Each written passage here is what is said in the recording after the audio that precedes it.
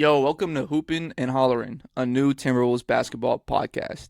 My name is Srivats, and this is my co-host and my fucking dog, Joey. And this is the fucking place for Timberwolves fans who actually watch the games and want real conversations about this team. We want this podcast to replicate the types of conversations you might have with your semi-intelligent basketball-knowing friends at a bar or maybe a watch party. We're also using this podcast as an extension of our current conversations, which consists of us, just having discussions at half times, just calling each other after work with various takes. But we kind of want that to be a medium for those conversations. Yeah, and like Shrivat said, like we want this to be an extension, so we want to utilize different objective metrics that we bring to each other, but also our subjective takes as it relates to maybe our eye test on certain players or eye test on the team. As we get acclimated to this setting and to this new conversation format, we do want to start bringing in different analytical tools to start analyzing different players and different aspects of the team. But for right now, we're kind of just going to go kind of surface level and hopefully dive a little bit deeper as we continue. Yep, this is our first episode, guys. So we're coming at you every 2 weeks with film breakdowns, hot takes, overreactions. Whatever you think, we're here for it. We're not just casual fans. We try to stay locked in. We watch pretty much every game, so we know the rotations, we know the lineups, we know everything. So now we want to bring you into those conversations. Absolutely. So at least for today, we're going to start talking about some different trends for this particular year. So we're going to talk about transition offense in particular. Then we want to really dive into Julius Randle and Jaden McDaniels because obviously those two players are having probably the biggest years for us. Julius Randle offensively has looked very legitimately like a borderline All-NBA caliber player, and Jaden McDaniels has certainly launched himself into like a most improved player conversation. And then we really want to talk about some early season defense, which has certainly been an issue, and I actually have some statistics to kind of showcase how bad some of that defense has been. But without further ado, let's get into some basketball. Let's Srivats, I do it. had, yes, sir. All right, man. So I had pulled some statistics for us relating to the transition defense. And so I just want to give you some stuff from last year. So in 2024, 2025, Wolves were the second worst team in transition. So they were the second worst team in terms of rate of transition. They ran in transition 16.9 times per game. And they were also like relatively average in efficiency in that standpoint. So they were 1.15 points per possession when they did go and run. This year, and actually I should say Memphis had the highest rate of transition last year, and they were at almost 29 transition possessions per game, right? And they were more efficient than the Timberwolves. So they were an incredibly efficient and incredibly frequent transition team in 2024, 2025. This year, Timberwolves are, at the time of kind of writing these statistics, which was beginning of this week, and this might have increased with obviously the game last night, the Jazz game, which was really much a kind of slaughter.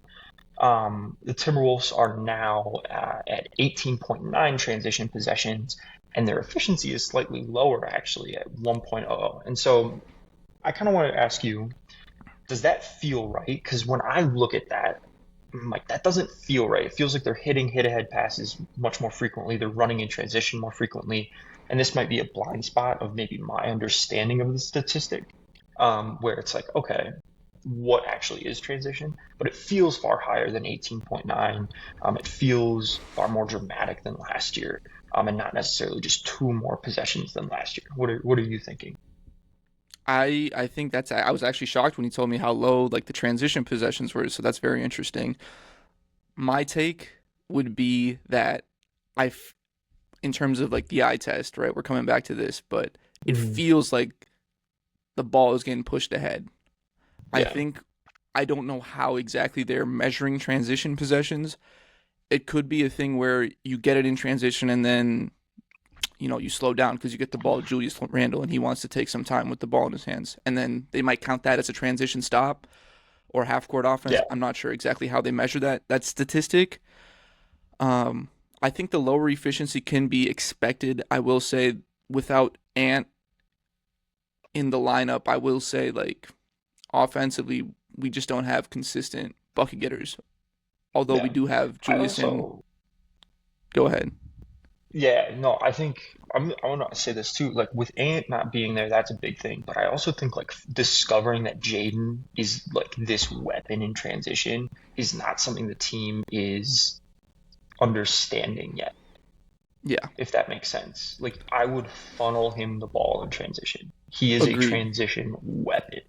Agreed. I think once you get him out in the open court and there's not like, and he's allowed to attack like closeouts and a non-set defense, he looks amazing.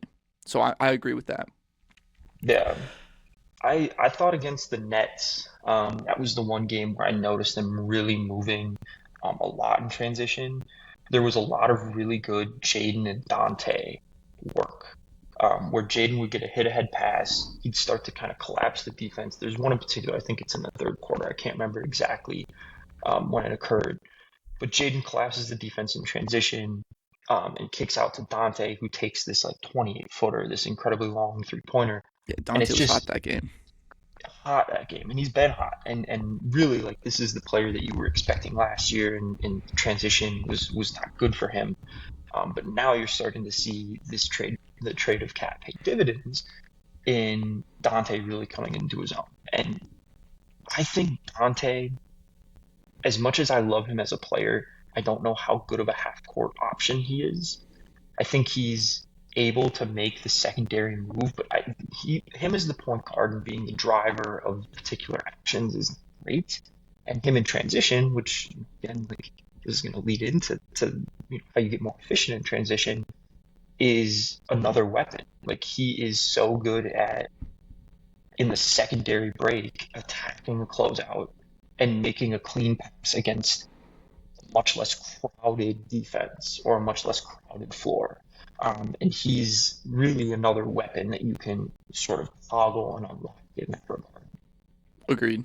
I think the way I would describe it is he's a catch and shoot player who Yeah, can put the ball on the floor, but is not a off the ball scorer. yeah, Yeah. yeah, yeah. Um, let's move into uh, Julius Randle and Jaden McDaniels. I think the transition conversation dovetails because both of these players are really crucial to the transition success of the team.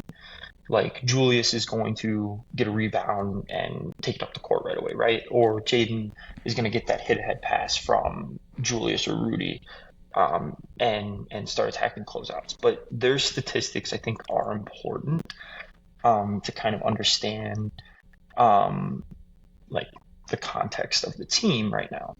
So currently, Jaden McDaniels is averaging 18.3 points per game, 4.4 rebounds, 2.0 assists, and shooting about 54% from the field, which is unbelievable efficiency. And I might add his previous most efficient year was 51.7%, which like crazy that he's Right. 2 points, two more efficiency points above that, and he's shooting. Guess what he's shooting from three right now? I know it's high, but let's just say 45, 53%. 53. Okay. That's 53% incredible. on 4 attempts per game, which is the most that he's ever shot per game. And just from a subjective, like I don't really have data on this. It feels like it's a lot more above the break threes and less corner threes. He's being utilized in more premium actions. And yeah, just what's your take right now on this Jaden McDaniels, and what he's been able to do? Yeah, that boy been putting in work in the off season, man. That dude looks nice. Yeah, One of the main concerns from last year was his handle is just not good enough. Like he'd get in the lane yeah, and he'd just get picked. This year he's getting in the lane and he's getting buckets. yeah, His shot looks super consistent, like you're saying. 58% obviously is not sustainable. Oh, you said 53. My fault. yeah. 53 is not sustainable, No, but obviously, like if he's shooting good shots at a high clip, that is sustainable. So we can expect, I would say, high 30s, low 40s maybe for this season. yeah. I definitely I wonder what the catch and shoot statistics are for Jaden, but wonder if I can find that. he looks good. Um, Yeah, I he, agree. I think, I took some notes during the Nets game, and I said he's less robotic and more reactive. Yes, and Um, I agree. it very frequently felt that he was someone who like, had a lot of good moves. You could tell he was in the gym, and you could tell that he had set moves that he can go to and get into that often worked against some defenders or maybe 40% of the time. Right now, I mean, you've been noticing this. Like he has this weird pace once he gets into the lane. It's this herky jerky, but then like he utilizes a stop start that's really really nice to see from a player his size. He kind Yes, of gets into the lane, stands like kind of hits on one foot and then kind of hits a fade, right? And pauses there for a second. And it puts the defender in such a tough position and his release point's so high that he's not getting contested and he's obviously finishing at an incredible rate. Like he has gotten less robotic and far more reactive. It's the game doesn't feel fast for him the way it did previously. He's playing with so much confidence. So I'm really excited to see what his offense looks like. And I actually think so. Ant went out, right? And so Julius goes on the scoring tear. Um, and you start to see Jaden and Julius really start to score the ball really well when Ant goes out. Now that Ant's back, and so we've had 2 games with Ant back, and Julius obviously had a triple double last night. I think that's maybe more the role for him. I want to make him more of the offensive hub play kind of thing. initiator. Yeah, Yeah, and then let Jaden McDaniels be a scorer because you can't take the ball out of this efficient of a player. Like you can't take the ball away from that. I agree. I mean, we've had this argument since last year, ever since the trade, but the question is, can Julius continuously do that? And I've always believed he can. I Mhm. think the playoffs to some people might have shown a different side, especially against the Thunder. But I think this year Julius looks a lot more poised and confident with the ball, especially that he might understand the offense a little bit better. And especially now that Yeah, Jaden's scoring with such efficiency, I mean, it just makes sense to give the ball to him a little bit more. So yeah, yeah. And here I'm gonna pull up Julius's stats right now to kind of give some context to this. Obviously, he had this really hot start, and it was really like unbelievable the efficiency in which he was scoring with. But currently, he is averaging 26 points per game. I expect that to maybe go down a little bit. He's shooting 55.5% from the field and almost 43% from yeah, three. It's unbelievable. Like these early season statistics are really good for yeah, both Jaden and Julius. that's insane. Um, insane. 7.2 rebounds, which is great. Like I think that needs to actually trickle up or continue to trickle up because rebounding's been an issue that we'll bring up later when we start talking about defense. And 6.3 assists. And I think that's like the critical point is that he is really acting like this hub. He is um, the offensive hub so far this year that's distributing the ball. Yeah, One more statistic for you, and this is a small sample size, but this matches the eye test. I found this on Twitter. Most points per possession on ISO possessions so far, and this was posted 6 days ago. Julius Randle's number one at 1.65 points per possession in isolation. He's above Wembanyama. He's interesting. above Jalen Brunson. He's above Devin Booker. Anthony Edwards is sixth at 1.19, which, like, if you aren't familiar with points per possession, if you multiply by 100, that's what their offensive rating would be per 100 possessions. So they would score in 100 possessions 165 points if they just gave Julius Yeah, Randle the ball in isolation. That is an unbelievable statistic. that's crazy. I mean, obviously, early season Early season. efficiencies might be a little inflated, but it's good. It's a good sign, I think, offensively, especially since I think the last 2 years, me and you have mentioned why does our offense stall out sometimes in the playoffs. So it's Yeah. really good to see that even though maybe the transition possessions don't show the exact numbers that we're seeing, like the pace is Mhm. definitely Yeah. making players on our team play better than they are. This is just very like kind of in the moment thought and maybe something that I hadn't I have no statistical backing for this particular thought.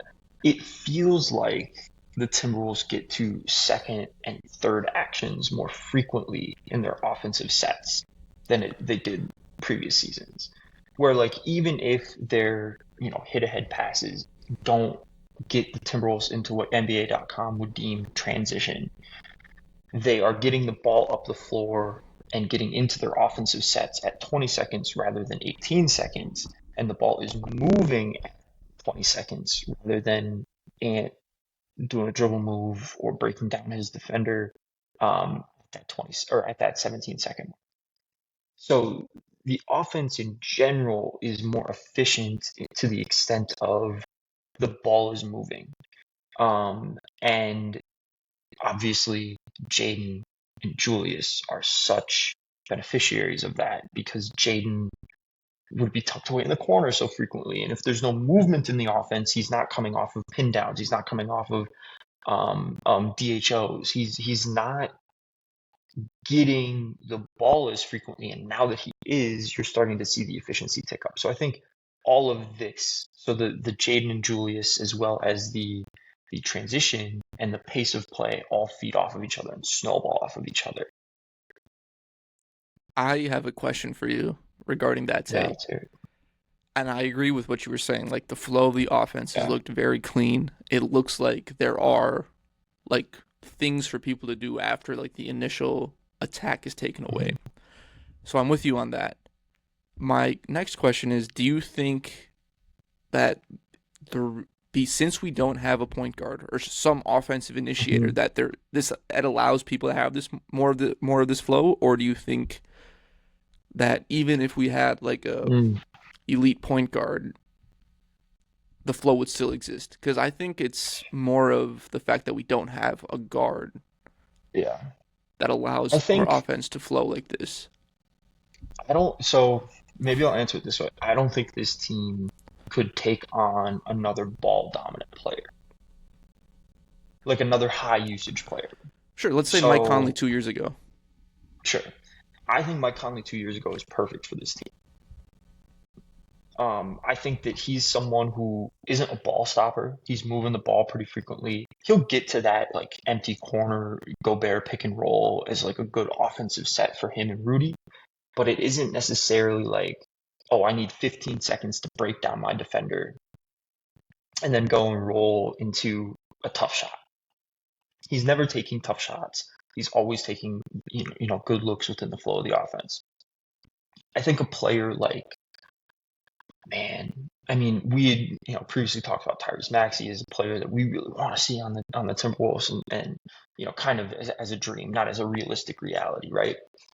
But just pairing Anthony Edwards with this dynamic, athletic guard, I actually don't know if I necessarily think that that's something that the offense can take on. If you want this version of Jaden, if you want this version of Julius, you almost just need a bare bones, like set it and forget it, dribbler and passer of the basketball. They have to be able to take on the pressure from OKC, from Indiana Pacers, like the two teams that do ball pressure the best.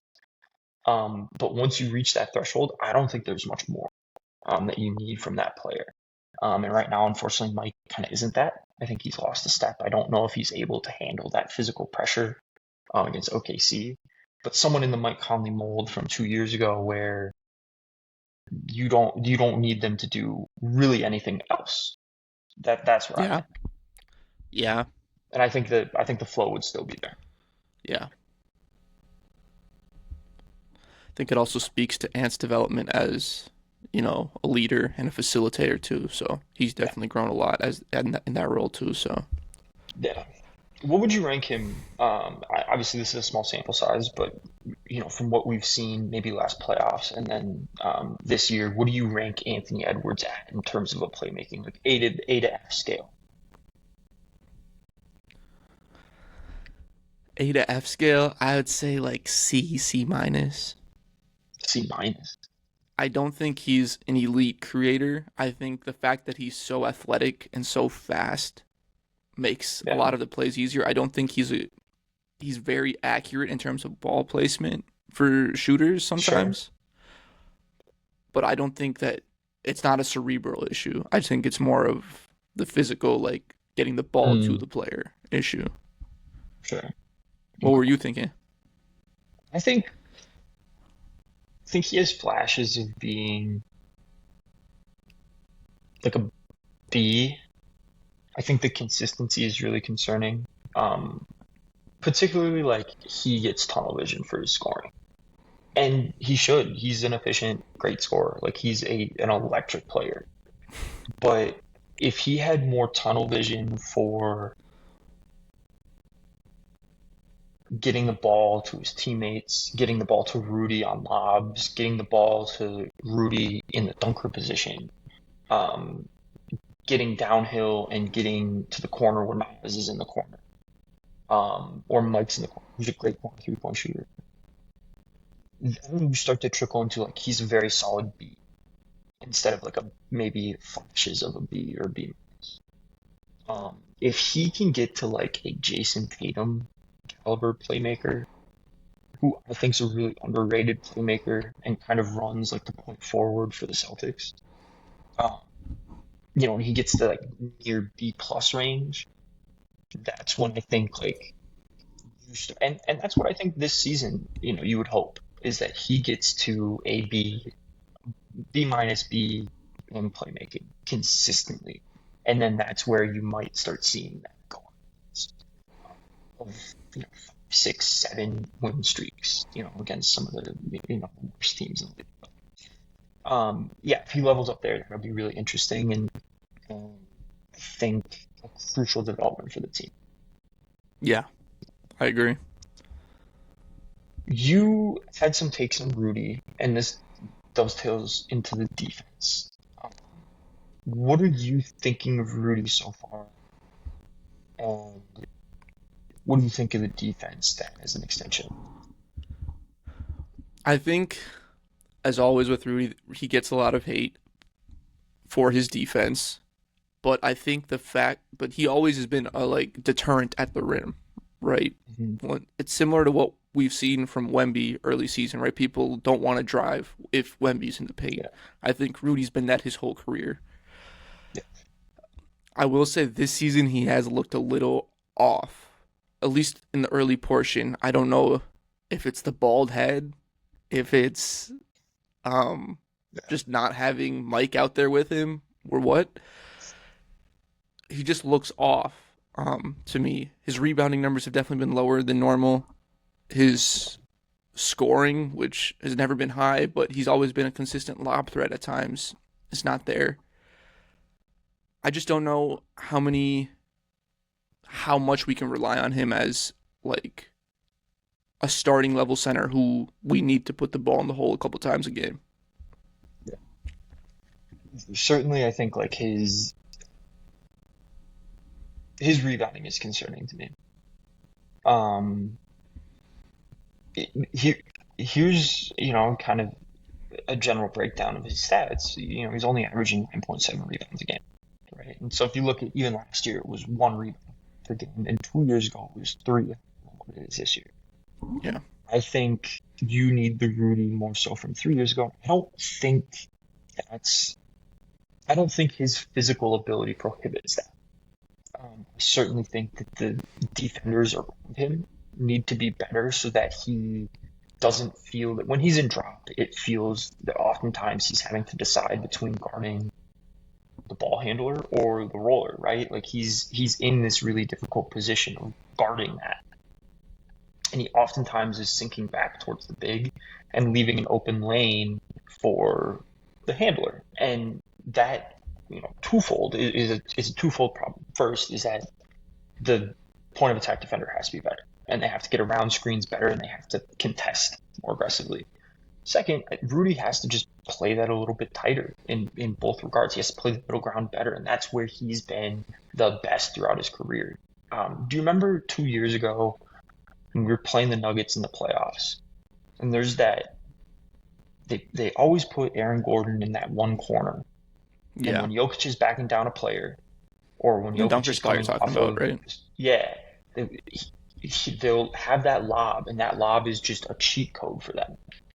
that Jokic is able to see Aaron Gordon in that particular position so frequently and get him the ball so frequently. And Rudy, in that playoff series, blocked it like 2 or 3 times. Like Jokic didn't know where Rudy was going to be, and Rudy kind of sinks back as Jokic is throwing up that pass and blocks the pass.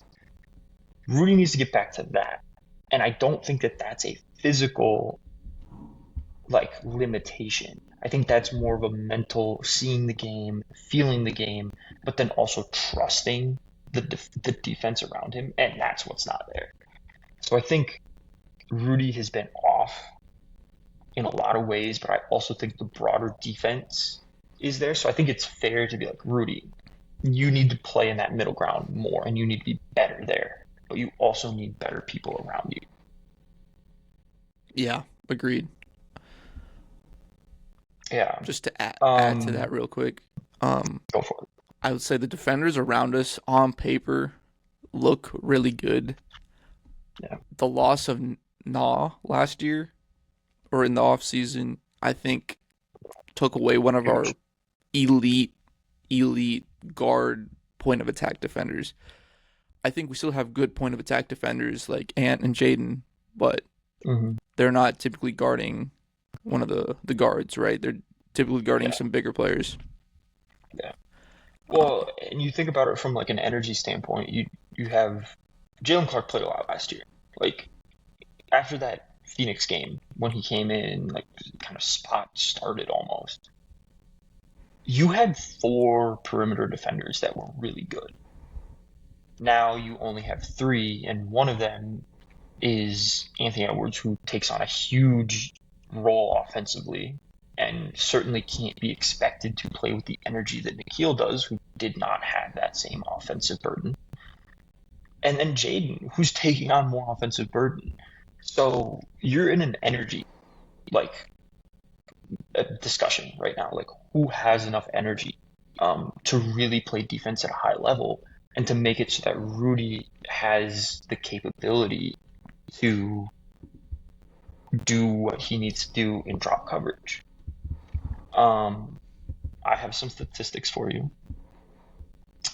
It's defensive rating, and it's ugly. The Timberwolves are the. Let me check. Yeah, this is. It kind of blows my mind. Timberwolves are the 22nd ranked defense this year. They are oof. allowing 116.1 points per 100 possession. They're only scoring, well, and when I say only, they're top 5 in offense, but they're only scoring 2 more points than they're allowing. Which, if you want to be a contender, you need. I mean, here, we'll look at it right Wait, now. I real mean, net quick before you rating. get into Yeah. those details, real quick. I do you have any turnover stats for the team? I wonder if How many turnovers we're committing?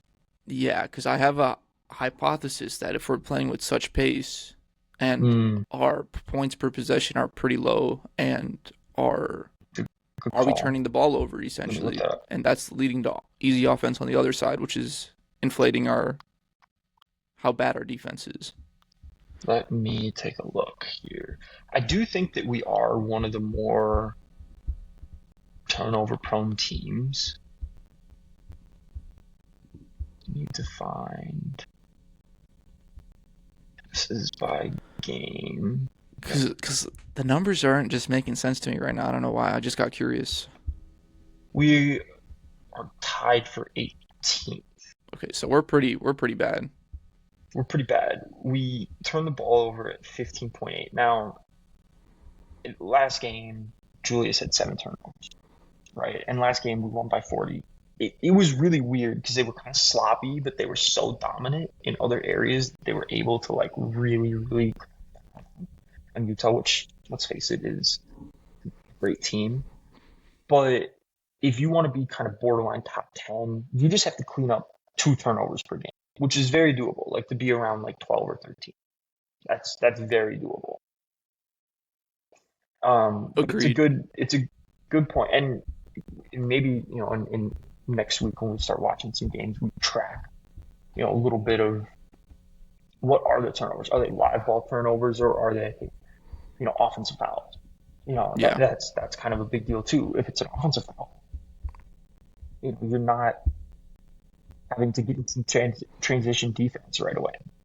You're not having to um,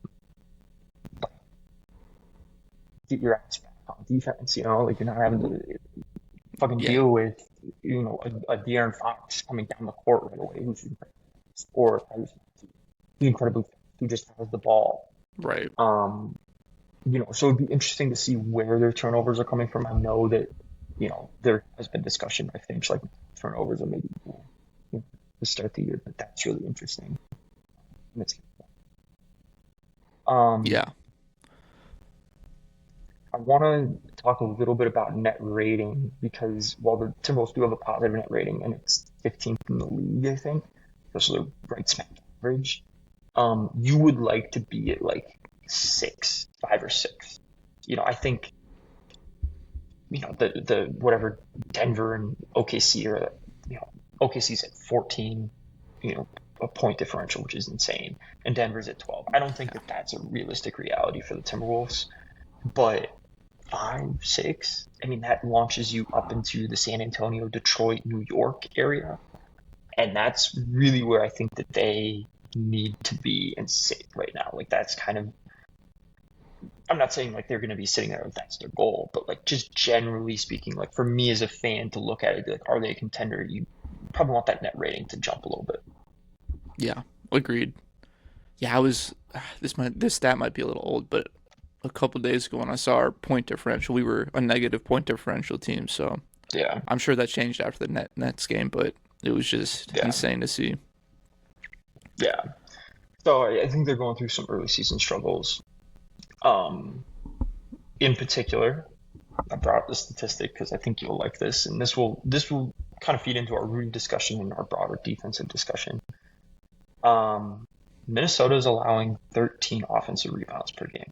That is 28th in the league.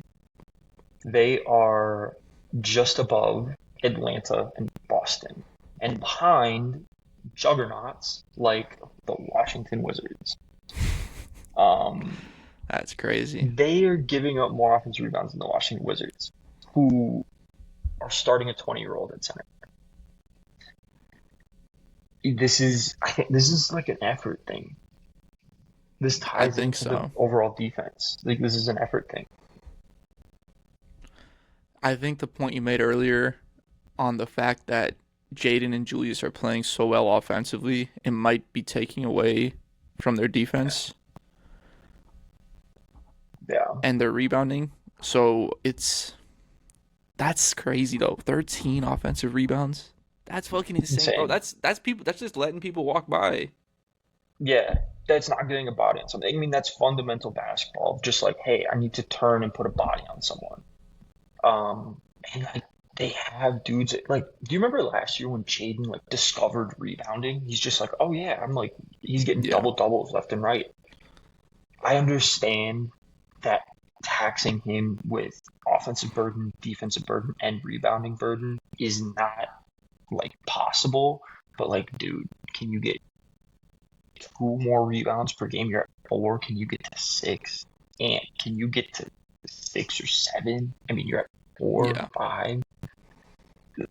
Like stuff like that, where it's just like you're just talking about some marginal shit, and then just putting a body on someone.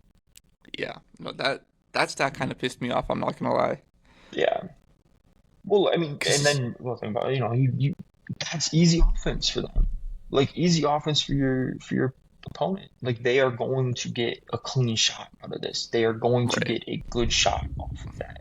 And so Yeah. your defense is probably allowing, if they only allowed, again, if they're top 5 in this statistic and they're allowing 9 offensive rebounds instead of 12 or 13, which is where they're at, that's Yeah. probably 5 less points per game.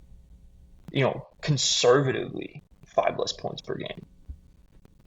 So there's No, easy I ways for them to fix some of their problems. agreed. I think the turnover stat that we just talked about and this rebounding stat are two, I would say, pretty significant areas Yeah. of improvement, at least early season. I mean, this is the first season we're playing without Mike, so I think that explains some of the turnover issues. Yeah. The rebounding, I'm not sure. I don't really have an answer for that. I'm not sure I think exactly what we can do. we haven't touched on the defense like broadly. We've touched on like Rudy and like the offensive rebounds, but there is a lack of effort there too. And I don't know what you think, what your eye test tells you. I think that they're just coasting a little bit. And I know that's reductive. I know that isn't like a great, like, oh, that's not like cutting, unbelievable analysis. But they just aren't chasing, as much as they have in previous years. They aren't getting around screens with the aggression that they previously. They aren't physically dominant the way that they used to be. And then they'll see it for a quarter or two, and it's like they can do it. Like it is possible. I just think that two straight Western Conference Finals, defense being the main identity for both of those, some of the core guys are not wanting to get up there. It's understandable, but it's also like you have to have the fundamentals. Make sure that you do the things that you need, which is Yeah. rebound and turn the ball over and then defend at a decent level. Yeah. I think the one thing that you need to have on a team is intensity. I mean, obviously, you don't want to go all out every single game, but I think making sure that you know that you have the intensity, Yeah. is something that should be a point of emphasis. And I think I saw a clip of, I don't know if you saw the clip of Ant. There was a clip of him just being a good leader, man. That's all I'm gonna say. So he just does a good job of trying to make sure that everyone has their mindset right and everyone's all about, the mission, which is winning.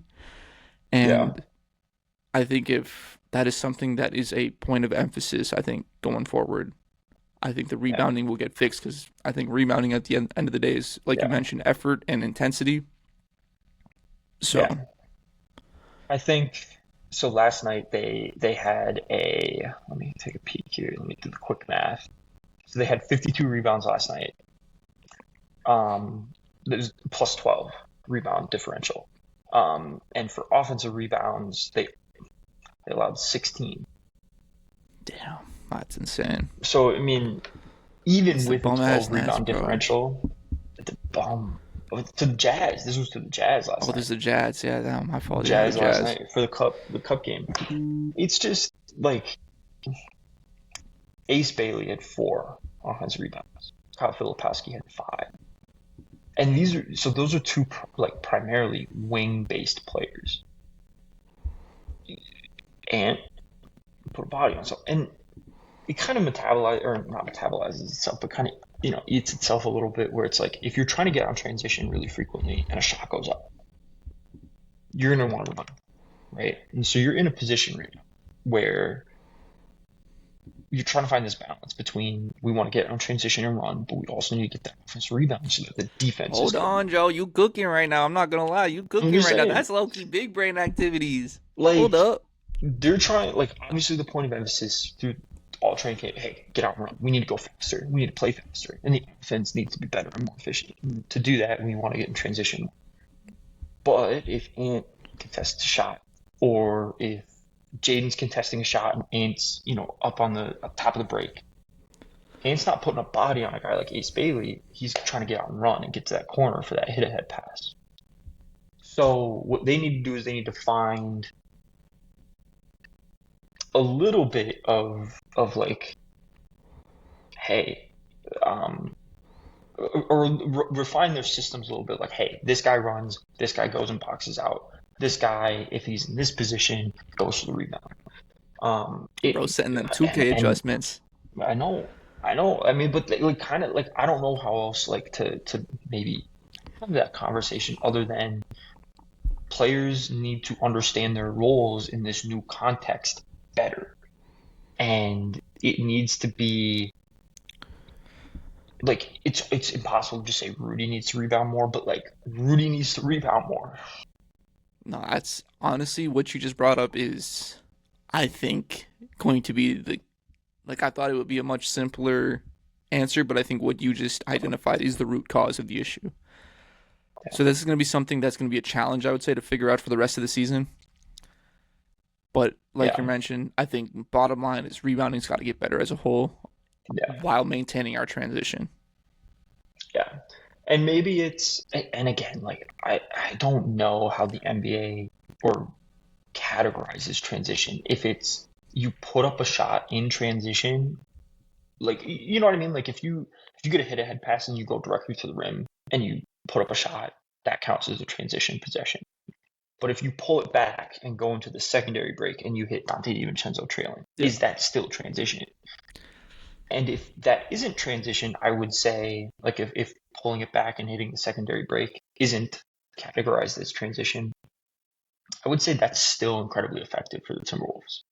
That's still fast, it's still quick, it's still high efficiency shots that Yeah. you can You're get. attacking a non-set defense. Yep. Yeah, a non-set defense, but it isn't necessarily transition. So if they can kind of continue to live in that gray area of that statistic, that's great. But if then they can also increase their rebounding to some extent, Yeah. yeah, That's great. and that helps the Looks like defense.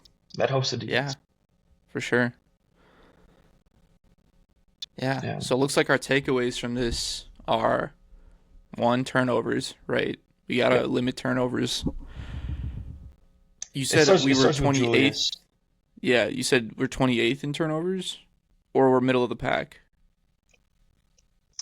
I think We you said no. are. Offensive We're rebounding 20. was Offensive rebound, we're 28th. In turnovers, we are 18th, which 18th. it's very condensed. So the difference, we're about 16 per game. 14 per game is top 10. So it is not a huge difference. The only real outliers are Boston, Oklahoma City, which are, well, not even Oklahoma City. Boston is at 10, basically. Okay, And then Oklahoma City's at 12. So it's like, I mean, it's this pretty big jump. sure. Okay, so maybe I don't know how to quantify that because if it's so condensed, I mean, I don't know if there's a main Yeah. takeaway. I think just turn the ball over a couple possessions less. Yeah. I think one or two less turnovers per game, one or two less live ball turnovers per game would be important. And like your highest usage players being efficient with the ball. I think Julius last night had 7 turnovers, which like he had 12 assists, but Yeah, you'd like to see maybe yeah, 5 turnovers right, for right. that number of assists. Yeah. So I limiting think, turnovers, yeah, rebounding, and energy on defense. energy on defense. Three main takeaways. 3 main takeaways. And they have, I think, the rotation now that would allow them to do those things. The rotation feels, it might not be as good as last year's, but it's deeper. Like when TJ comes back, which in a future episode we can discuss TJ because I think that he's really swimming in his role. But if he's a transition weapon that we know he can be, and if he's a rebounder that we know he can be, he fixes some of those problems. Mm-hmm. And if he can give you 16 minutes a night where he averages 8 points, gives you 5 rebounds, that's kind of a lot. But like if he can do that, like that's really important too. And he gets out in transition after that rebound super quickly. Yep. Yeah. So Agreed. just some tweaks. Just some tweaks. Yeah. Nah, that was great. Got any Great, final man. thoughts, Joe? I often get caught in a holy shit, the Timberwolves are bad after a loss, and holy shit, the Timberwolves are so good after a win. I think a lot of this is learning. I looked to last year; they went 17-4 down the stretch, won 2 playoff series, and looked really good while doing it. You got to give this team time. You got to give this, Ant time to find himself. He's not, Luka, where he's able to like be a basketball genius, all the time. He's a supreme athlete and supreme player, but he takes time to figure out a system. Give him time for the system. Give Rudy time for the system. Maybe make a tweak at the point guard position. We'll see, and go from there. Sweet. Sweet. I Yeah. agree with How about everything you you? said, man. Yeah. Yeah. No, I All think my right. thoughts are fully encapsulated, so I'm good. Good. All right, man. This was good. I Well, think we're gonna try to come to you guys what, 2 weeks from today, maybe? Yeah, every 2 weeks. Let's do it. Every 2 weeks. All right. Yeah. If you guys got any All right. thoughts, let us know. We're always Yeah, open to new absolutely. ideas. We're here to learn. So let us know, guys. All right. Appreciate Absolutely. y'all. Peace.